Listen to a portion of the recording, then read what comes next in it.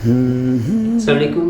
उस्मान कुरान मजीद के ज़माने नज़ूल के बारे में बात कर रहे हैं। इसकी मुख्तलिफ़ सूरतें और आयात वो किस ज़माने में नाजिल हुई होंगी उसके बारे में हम लोग इंफॉर्मेशन इकट्ठी कर रहे हैं। एक इलस्ट्रेशन सी बनती जा रही है जिसके ज़रिए ईजी हो रहा है समझना कि कौन सी आयत कौन सी सूरत किस टाइम पे नाजिल हुई होगी। ऑथेंटिक सोर्स से मौलाना मौदूदी के तफ़हीमुल कुरान से ये सारी इंफॉर्मेशन इकट्ठी कर रहे हैं और एक जगह इकट्ठी करते जा रहे हैं और इलस्ट्रेशन सी बनती जा रही है।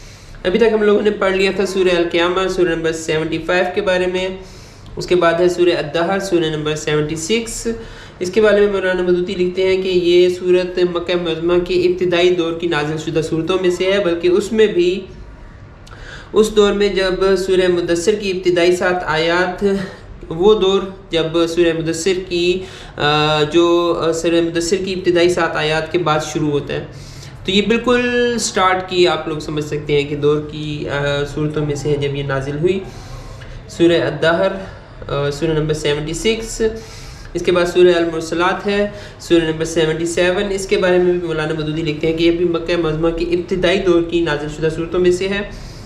इससे पहले की 2 सूरतें सूरह क़ियामा और सूरह अद-दहर, और इसके बाद की 2 सूरतें सूरह नबा और सूरह अन-नाज़ियात अगर मिलाकर पढ़ी जाए तो साफ महसूस होता है कि सब एक ही दौर की नाज़िल शुदा सूरतों में हैं।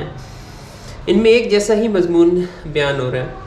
फिर उसके बाद है सूरह अन-नबा सूरह नंबर 78। इसके बारे में भी मौलाना मौदूदी लिखते हैं कि ये भी मक्का मुअज़्ज़मा के इब्तिदाई दौर की नाज़िल शुदा सूरतों में से ही है, जैसे कि पहले भी हम लोगों ने पिछली सूरत के शुरू में देख लिया।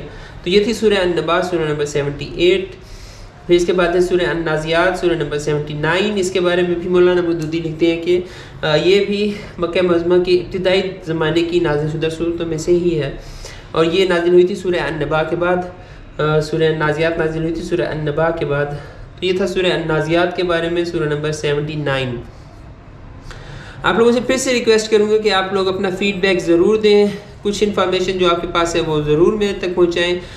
मुझे इम्प्रूवमेंट के लिए आइडिया दें कि मैं किस तरह मज़ीद इम्प्रूव कर सकता हूँ कुरान मजीद से रिलेटेड इन्फॉर्मेशन सीखने में भी और आप तक पहुँचाने में भी।